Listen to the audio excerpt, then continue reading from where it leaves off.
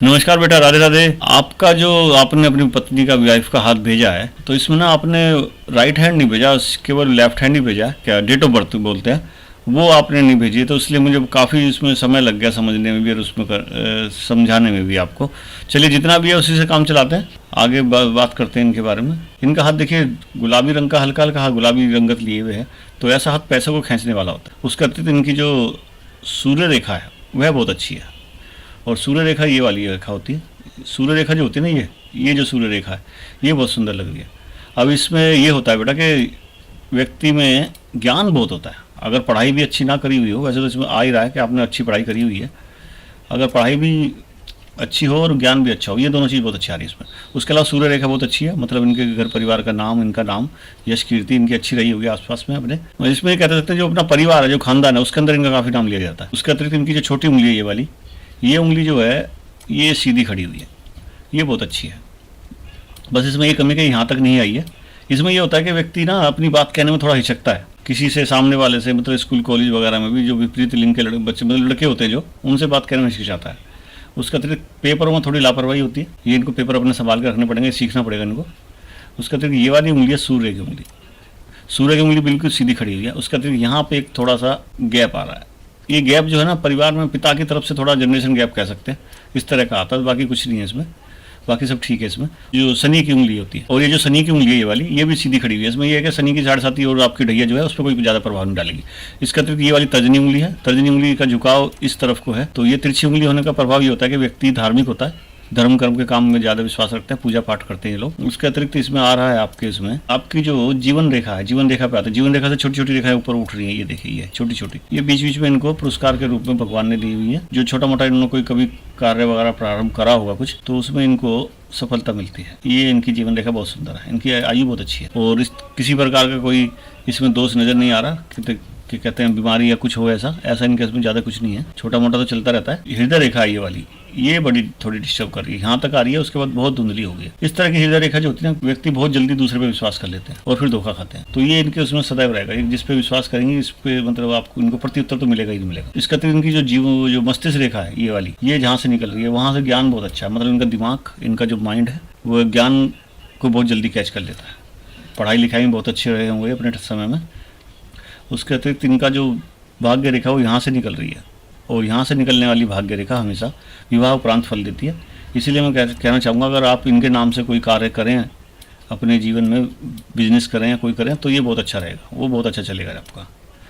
इसके अतिरिक्त इनका शुरू में तो देखिए ग्राफ थोड़ा नीचे ढला हुआ है, ये संघर्ष को दिखाता है शुरू में, बाकी सब उसके बाद ये ग्राफ ऊपर उठता जा रहा है और यहाँ पे आके स्टेबलिश हो। तो मैं कहना चाहूँगा कि अगर आप किसी, जैसे आंगनबाड़ी होती है या फिर सरकारी कार्य होते हैं, उसमें जरूर हाथ आजमाइए अपना। सरकार जो अपनी तरफ से जो शिक्षा मित्र बनाती है, उसके अलावा आंगनबाड़ी का कुछ होता है बच्चों का, या जो छोटे मोटे कार्य में जो सरकार सहयोग करती है, राज्य सरकार और केंद्र सरकार जो भी करती है सहयोग, उसमें जरूर आप जाइए। राजनीति के उसमें आपका अच्छा स्कोप है, अगर आप उसमें जाएंगे तो उसमें हो सकता है ये आगे बढ़ जाए, क्योंकि इनकी जो ज्ञान है और सूर्य रेखा है वो बहुत अच्छी रेखा है। ये वाली रेखा जो है सूर्य रेखा, ये बहुत अच्छी है। इसलिए मैं कहना चाहूँगा कि अगर आप घर में बंद के ना रहें, घर और बाहर दोनों पे आप चाहें तो अपना एक दोनों तरफ से संभाल सकती हैं, आप में इतनी काबिलियत है। भाग्य रेखा आपकी बहुत अच्छी है और ये कार्य बहुत अच्छा रहेगा आपके लिए। 35वें साल से पहले 34वें साल तक यहाँ पर ये आपका काफ़ी कार्य अच्छा बनेगा। भाग्य रेखा आपकी बहुत अच्छी है, दो भाग्य रेखा निकल रही है एक तरह से, इसमें जा रही है और सम्मिलित हो रही है। आपके जो परिवार, जो जहाँ पैदा हुए हैं वहाँ से दूर आप जाएंगे, जितना जाएंगे उतना आपका जो भाग्य है वो प्रबल होता चला जाएगा।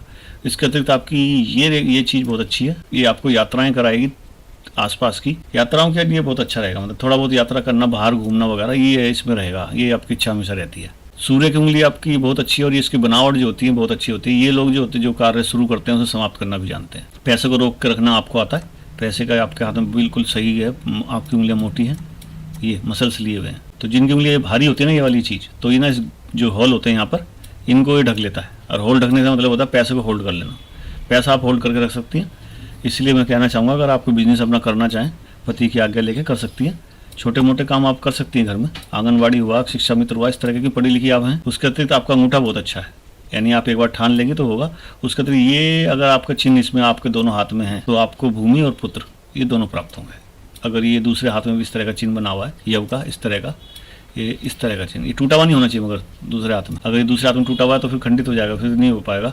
लेकिन इसमें इस तरह का अगर चिन्ह है, भूमि और पुत्र, ये जरूर आता है। तो बेटा इससे अतिरिक्त मैं कुछ नहीं बता पाऊंगा, डेट ऑफ बर्थ भी नहीं है आपकी और दूसरा हाथ भी मेरे पास उपलब्ध नहीं है। आप इसके अतिरिक्त आपका एक प्रश्न था कि मंदिर बनाना चाहते हैं आप लोग।